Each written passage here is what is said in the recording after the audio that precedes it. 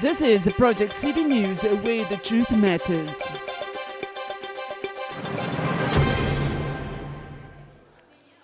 I'm Delia North. I'm a professor in statistics from the University of KwaZulu-Natal in South Africa, and I'm so happy to be here with Northwest University to celebrate our teachers with our Teachers for Data Analytics event.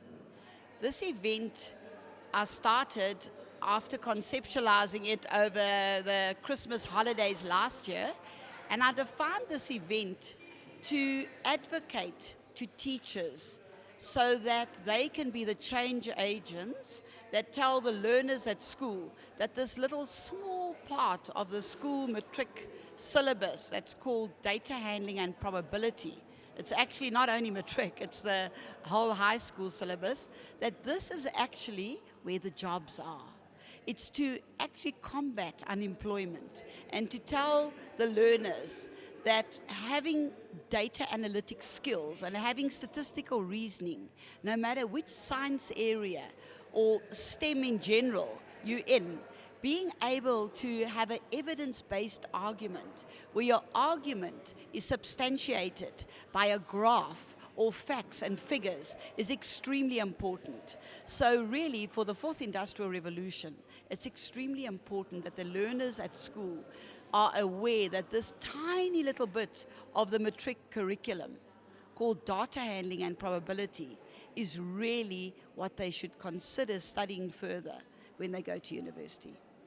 And then the interesting fact maybe is just to say that we found that the SAS Data Fly software that we've based the program on, and it's already run at UKZN on 13 August, and we repeated it yesterday at Western Cape University, and now it's at Northwest University today, to say that the SAS Data Fly is amazing software to use in the classroom because the learners can actually see the graph build as the data flies in.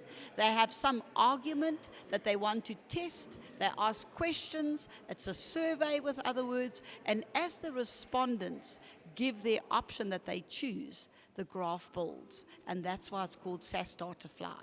I think learners will enjoy it, and I think it's a beautiful way to demonstrate the evidence-based argument idea.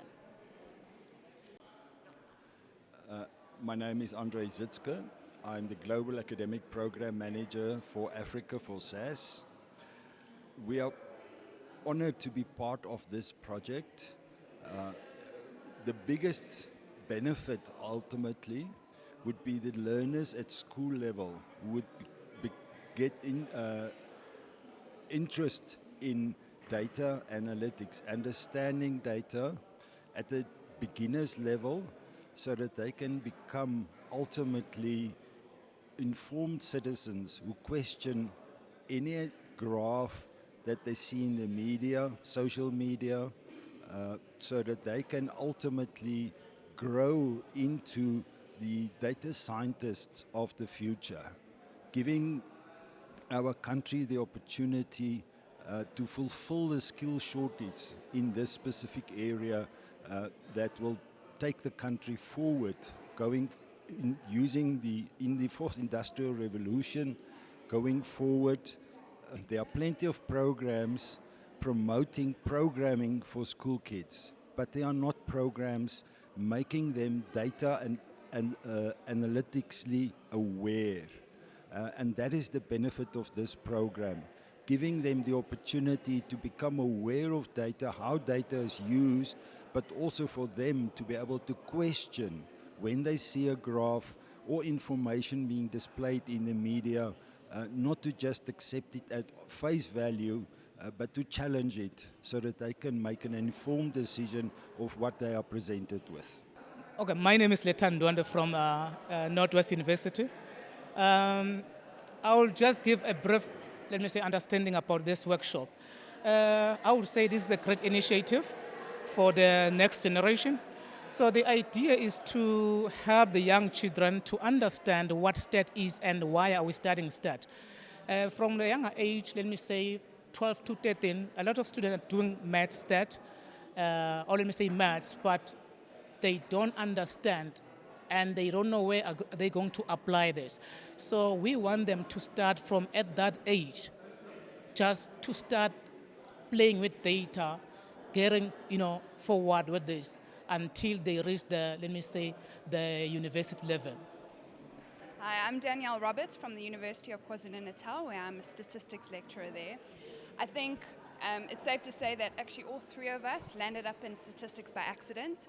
We started university doing mathematics and basic statistics first year without even knowing what statistics is. And it was only from that point on where we developed our passion for statistics, and we saw the value in it and the applicability to everyday life and also the career options. So the idea with this workshop is to be able to expose learners to the value of statistics and give them an idea of really what it is about, and maybe capture their passion and their interest in it to go into studying statistics, data analytics, data science on purpose and not by accident. Okay. So hello, my name is Nombuso Zondo, also from UKZN with Danielle. So here we have teachers today, and for the learners to know what stats is, we need to get it through to them using the teachers. So we are here today with the teachers. We're going to be presenting a workshop on SAS Data Fly. And SAS Data Fly is an application that teachers can use in the classroom to visualize the data that they can collect from these learners live. The data flies in live, and then they can work on their interpretations, visualizations, that by the time they get to varsity or when they read a newspaper or watch the news, they're able to interpret most graphs that are there, and they are able to understand. Even like when I went back home when I was an undergrad, I'd get home and I'd say I'm studying statistics. Then they said, you are counting people. I said, no, I'm not counting people. So when someone says to you the weather tomorrow, there's a 30% chance that it's going to rain or a 100% chance that it's going to rain. My mom would say, hey, it's going to be lots of rain. But no, that's not what it means. So you give those numbers and those visualizations live, and then interpretations are very important. And with us showing the teachers the SAS Data Fly app, which is going to make, or hopefully we hope it's going to turn the classroom, make it more interesting so that learners are able to see the visuals come into play. So the teachers is going to be able to use that to bring the classroom as well to life. So with us doing that, we hope that by the time they get to varsity, everything is nicely laid out at the foundation phase. And we are very excited to have this going today. And it's really to try to help them develop and learn the skills to have a successful and happy life. And I looked at that little baby zebra and I thought, I wonder what his mother is thinking right now, as she tries to give him the skills and the tools to have a successful life in his animal kingdom. So I think that's what we're all here for today, is to think about how to do that. So the first question was on the ethics of data and the ethics of data collection. Your question is about whether the question is about the presentation of the data. Is there an ethical question about the presentation of the data? That was the first question. And the second question was whether or not the SAS Data Fly is able to analyze qualitative data and not just quantitative data. First, yes, SAS Data Fly can analyze both qualitative and quantitative data. In terms of the first question, when I was thinking about ethics in the talk, I think I was thinking more in terms of the data that's being used and whether it's the ethics of the data that's being used. Oftentimes we go to the internet and we have to be careful that the data that we source is appropriate for use, there's not privacy issues, that the data is open source data that can be used, things of that sort. So presentation of data, yes, that definitely would come under the ethics category in terms of how we present the data and to make sure that we don't mislead with graphical displays, things of that sort in terms of the data itself.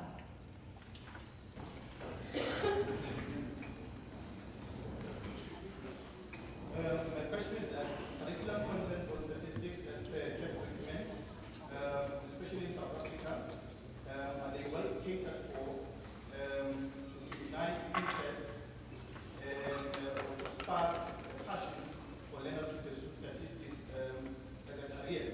And I want to know that if that's not the case, how can our curriculum be differentiated or integrated to spark this interest? Because looking at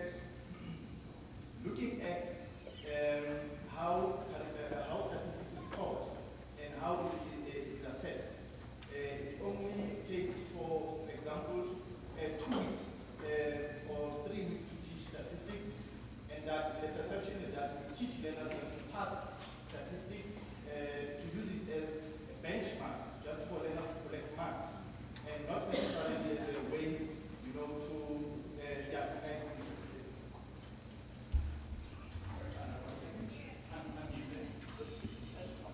Okay, that is an excellent question.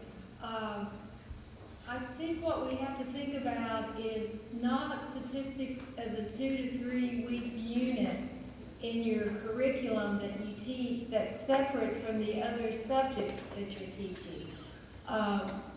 teaching. If the curriculum is set up to where statistics is thought of as more procedural, more in terms of let's find the mean, let's find the standard deviation, let's do some procedural calculation of statistics without thinking in terms of that statistical problem-solving process, I think it's going to be very difficult to excite our students.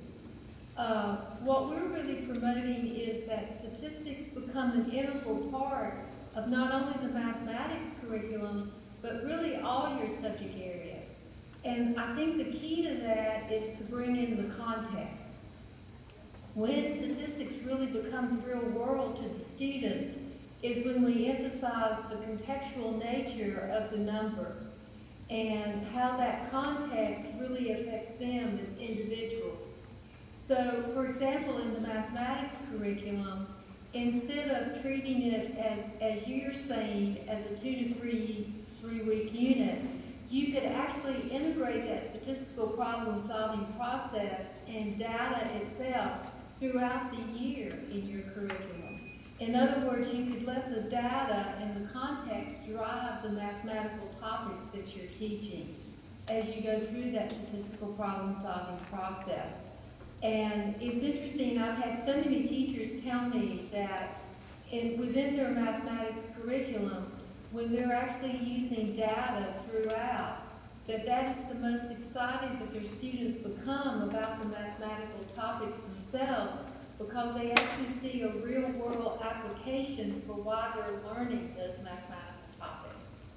So that's one way that we really promote that you try to integrate it throughout. Don't think of it as a separate unit, but think of it as you're just letting data sort of motivate those mathematical topics that you're teaching. But also within your science curriculum, your social science curriculum, your economics curriculum, really in all curriculums that you have at the school level, there's ways that you can integrate that statistical thinking process, that statistical reasoning process into the curriculum. So it may be that the curriculum doesn't specifically specify statistics or specify that process, but as an educator, we can find ways through a contextual format to integrate that to the students throughout all their school curriculum. That's the ideal world of what we'd like. Delia? Yeah, I just like, hi Christine, nice to see you. Sorry. Yeah, she can't see me, but she can hear me. Yeah, it's just a fun activity based on, and Christine, your answer is just beautiful. Of course, the interpretation will come from, say, biology class or geography class.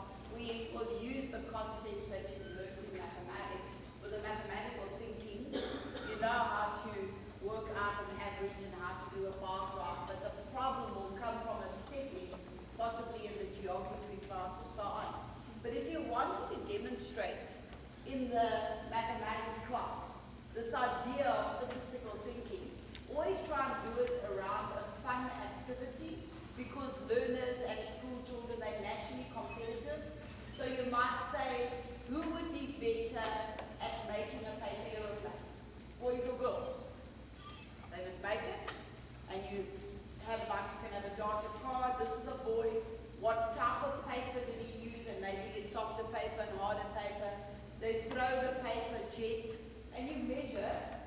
where a starting point, how far away. And you put it on the data card, and then the whole class does it. Now you've got the genders, how far, and then you take that, and you basically can do different displays, or you can work out the average length for boys versus girls, or maybe you can put up draw a little box plot, whatever you're doing, but something where they're part of the data collection. So they understand it, they knew beforehand what they're going to do, and it's a fun activity, but before you even did it, they're interested in the final answer. They want to know, are boys better than girls? So it is not just you doing it to show a mean, you're doing it and they're excited and want to see the result. So that will always be something. I mean, there's so many different ideas you can think of. But something around a fun activity is always nice.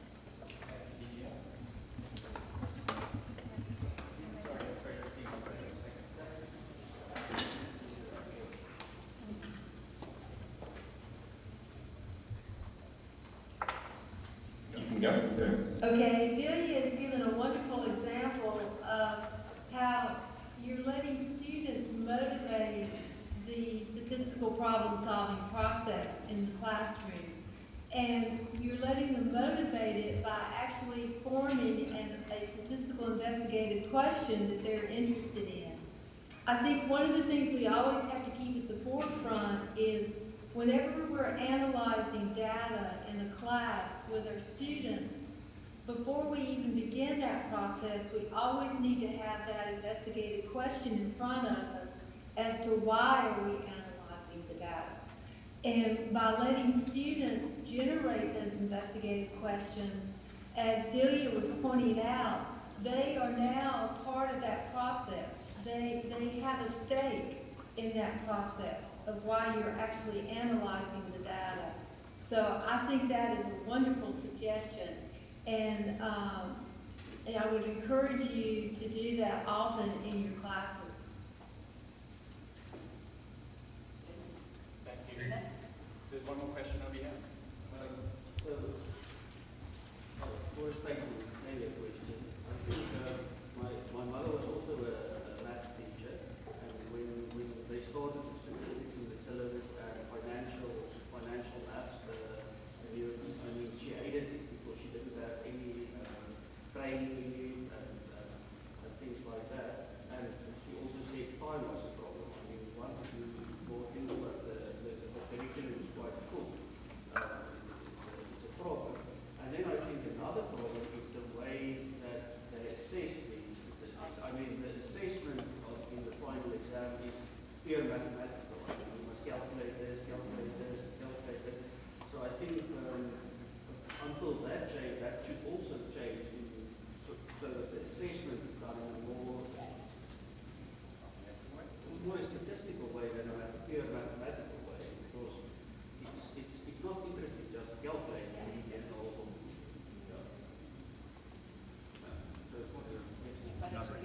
Thank you for statement, James.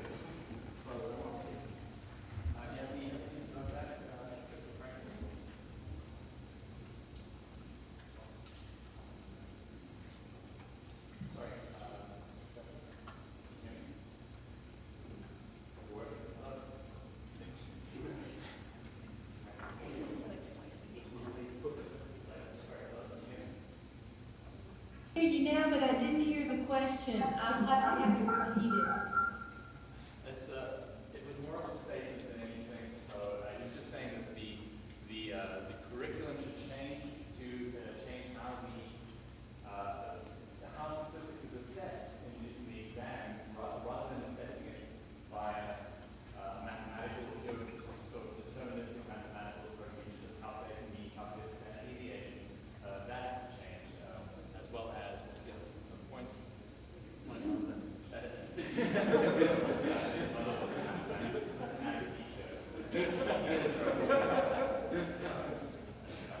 That is just an excellent point that was made in that statement, and really the bottom line is we all know as educators that the way that a curriculum is going to be delivered in the classroom is dependent so much upon the way it's assessed, because the teachers are accountable for that as well as the students.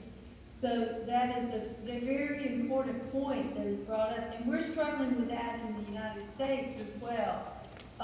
It's getting better in the United States with our high stakes assessment exams, but so many of our what's labeled as statistical assessment items on our high stakes tests still are more procedural and really only require what I would call mathematical thinking instead of actually requiring conceptual thinking that comes along with the statistical problem-solving process.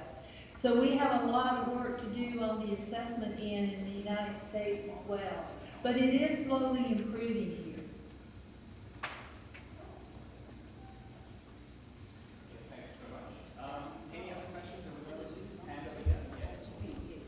That's fine. I just want to something that I just want to share that I have also always believed that stats to me is maths in real life. Okay, I mean that's where we use it or apply maths. But stats also to me is a very sort of gray area. I mean we can have the same statistic, but if I can sort of motivate why I say this, I mean it's a lot about the communication. I think how you can motivate why you actually choose for this one. So I think it will be very, very difficult to assess that part at school. And like also to me like maths, I mean there are basic things that it's almost like a toolbox. I know we don't like to think about a toolbox, but I mean if I have to, what can I say, think about shapes or whatever. I mean I have like a chest of drawers up here. If I have to prove something on triangles, I sort of open up the drawer with the triangles, all those properties and stuff. And stats to me, really I think if we can teach them like, or that's maybe the idea of the curriculum, we have to teach them the basic things that they have to understand. I don't want to call it tools, but it's almost like tools that you need. It's almost like knowing a language to be able to explain yourself. It's very, very interesting to me this. I enjoyed this presentation, and I just wanted to ask you that in this presentation also be shared. Yes. Yes. It is. On the website. It's on the website. Oh, thank you very much. No, that's super. Thank you. Thank you. One second. Any comments on that? I will comment on that. I agree with you very much, and I think that is why it's been so slow for us to see a change in the assessment items on statistics on our high stakes tests, is because it is very, very difficult to write items that truly assess the process. As you say, oftentimes there's more than one way to approach the problem, and there could actually be more than one, let's say, interpretation that's given to the problem, but based on a different statistical justification. That especially is a reason that it's very difficult to write things like multiple choice questions. Ideally, the perfect assessment, especially in statistics, is to have more open-ended questions, to where students are put in a position to where they truly have to justify the reasoning that they're using. So more than one approach could be considered correct. So you brought up some very valid issues, and this is something we have to continue working on. But we hope that we can still bring it into the classroom, and maybe if the assessment items are not perfect right now, we can at least still ground our students and give them those foundational, those basics, as you call it, that they need to know how to ask the right questions and to be able to begin to reason statistically. Okay, thank you. Delia do you want to say anything? This is not a question, Chris. I'm just making a comment. In South Africa, the school curriculum has got mathematics. I'm talking about grade 12 now, paper 1 and paper 2. And as you know, the probability section is with the algebra in paper 1, and the data handling is with paper 2. And it's a small section of that curriculum. Now, with everything we've been talking about and what you're going to do this afternoon in the Data Fly workshop, it is in the data handling section, with other words, wallpaper 2. But for the probability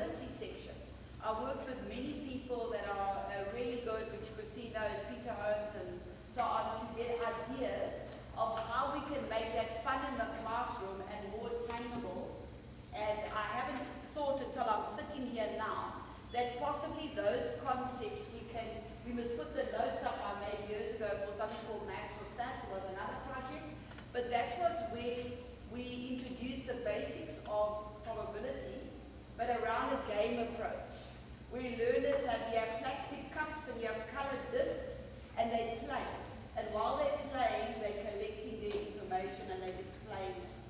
So it's sort of display, but at the same time, a game approach to learning the basics of probability. And I know it was really something that you could easily do in the classroom. It was just around a die, we call it dice, you know, the big thing with 1, 2, 3, 4, 5, 6.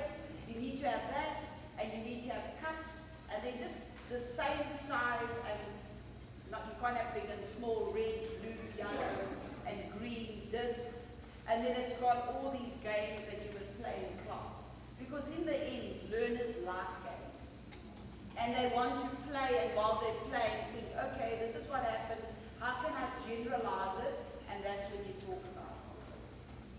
So yeah, I'll put those notes up and link it to the website that Yel's going to tell you about, so that you can yourselves play the games in class. Thank you, Delia. More follow-up comment from what Delia has spoken about, which is, yes, probability. Teachers, the way they learn probability most likely was from a mathematical approach. And that's the way, we teach the way we learn. And when teachers think about probability, they think about using a mathematical approach. What Delia has explained here is you're actually letting children get a hands-on approach to probability without using some mathematical formulas. And that is crucial. The hands-on is so crucial in teaching some of these core ideas.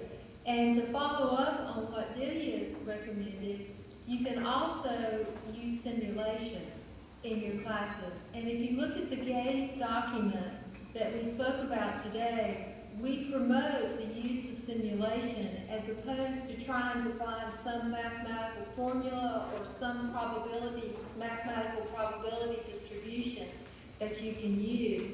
And of course, technology will do powerful simulations for us, but you don't have to have technology to carry out simulation. In fact, we always recommend that students use hands-on activities for simulation before they actually move to technology. And at the American Statistical Association website, there's several resources there that give you activities that will help you do some hands-on simulation. So we also actually promote that as a way to generate the learning, the probability, and the role that probability plays in statistical thinking. We are going to tell you a little bit about SAS very, very briefly. SAS is short for Statistical Analysis Software. It's a very powerful computing language specifically developed to do statistical calculations. It's a wonderful, wonderful tool. It's very versatile and it is used very often, very frequently in all sorts of statistical applications the world over. Okay? Now, they have this very nice thing called Data Fly, which was mentioned earlier today as well. The interface that you should see would look something like that. Yes, perfect. It's the second link. It's this one. If you click on the first one, then you have to click one more time. See if you can go to. Then just scroll up, please. So, the interface in front of you should look something like this. Now, ladies and gents, there's a whole bunch of information that I'm skipping over now, which are, all of this information is available in the book that you have in your bag. Okay? Please now click on Launch SAS Data Fly. Okay, then you should see something like this. Okay, now please type in there STAT1, STAT1, and click Join.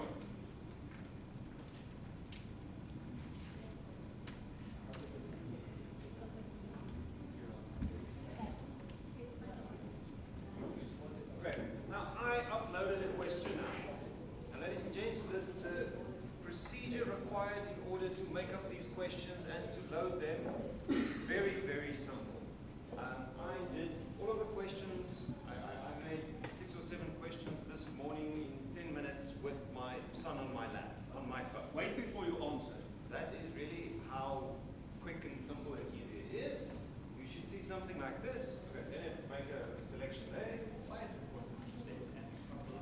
Okay, now you can answer. Okay, so let me read the question out loud. Why is it important to teach data handling and probability at school level? Now you can pick between to understand statistical reports in the media, to make an informed decision, or it is not important. Okay, so then let me submit an answer. Doctor, just say against that one. Okay, STAT and the number 1. So now, so you click on launch. So at enter session code, we select stat 1.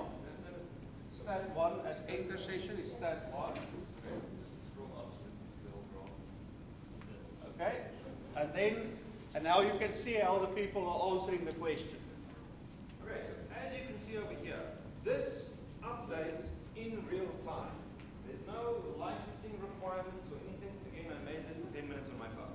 Okay, so this is a very nice tool that we can use in class to illustrate the way the data are gathered, and we can make up very nice examples. We can poll students to get a better understanding of how much they know and how well they understand the work. So this is something that is very nice and very practical that we can use.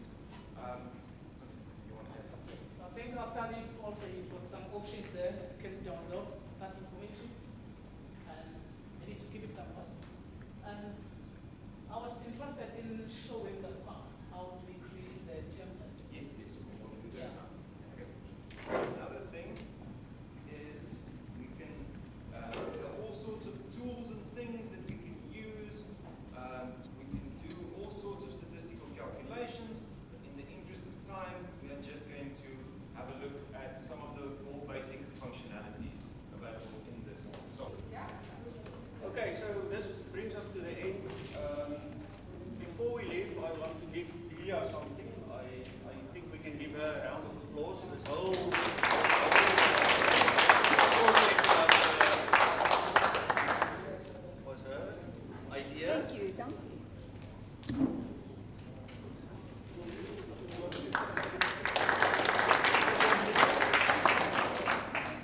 And then thanks everybody for attending. We really appreciate it. We're going to try, installing this year, to have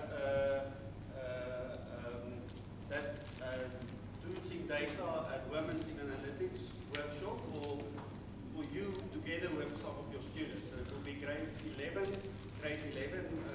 teachers plus their students. So we will communicate that to you. We will probably do it again on this campus or by us, but or both places. So we'll communicate that to you. And then next year, whatever Delia thinks about again, we will do that again.